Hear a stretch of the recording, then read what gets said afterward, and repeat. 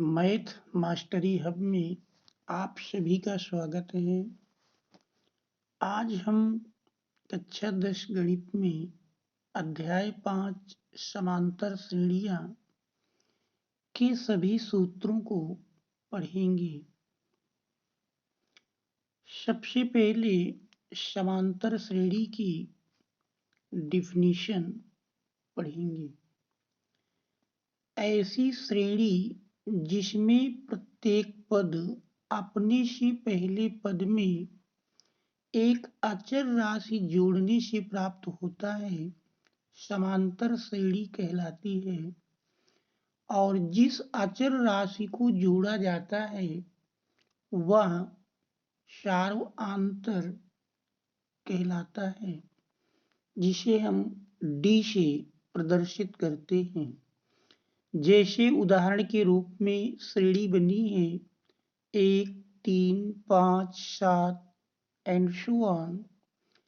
इसमें 1 हमारा प्रथम पद कहलाता है और 3 से 1 माइनस करें तो 2 मिलेगा। या दूसरी भाषा में कह सकते हैं 1 में जब हम 2 जोड़ते हैं तो 3 प्राप्त होता है, 3 में 2 जोड़ने पर 5 प्राप्त होता है और 5 में 2 जोड़ने पर 7 प्राप्त होता है। तो इसमें अचर राशि 2 जोड़ने पर अगला पद प्राप्त होता है। तो यहाँ पर अचर राशि 2 कॉमन डिफरेंस सार्वआंतर कहलाती है। इसी प्रकार अन्य उदाहरण 1, 4, 7, 10 एंड सो ऑन आदि। समांतर श्रेणी का प्रथम पद ए, सार्वआंतर डी, अंतिम पद एल और पदों की संख्या एन हो तो समांतर श्रेणी का एनवां पद टीएन इक्वल टू होता है a plus n minus 1 into d.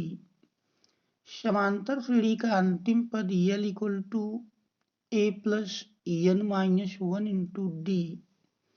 समांतर श्रेणी का अंत से एनवां पद निकालना हो तो उसके लिए फार्मूला है अंत से एनवां पद equal to l minus n minus 1 into D.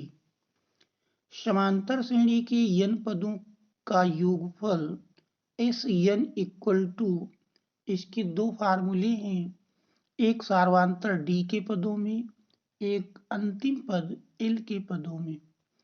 पहले सार्वआंतर डी के पदों में इन पदों का योगफल S n equal to n by 2 into 2a plus n minus 1 into D.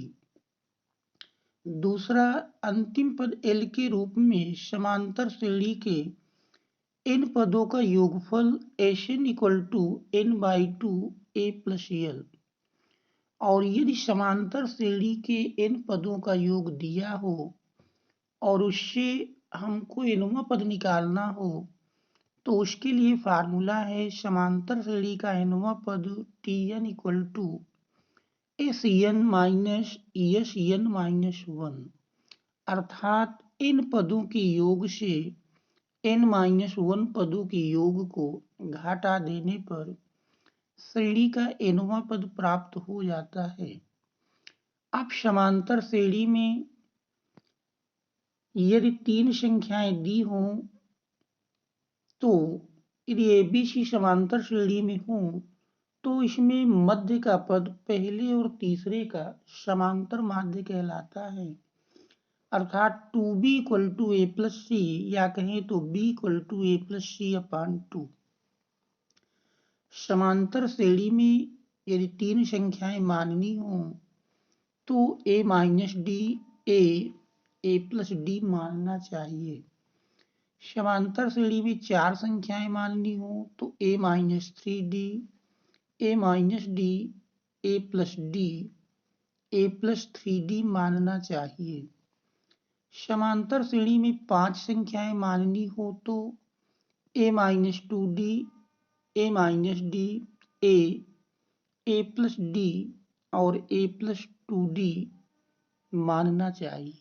Thanks all of you for watching.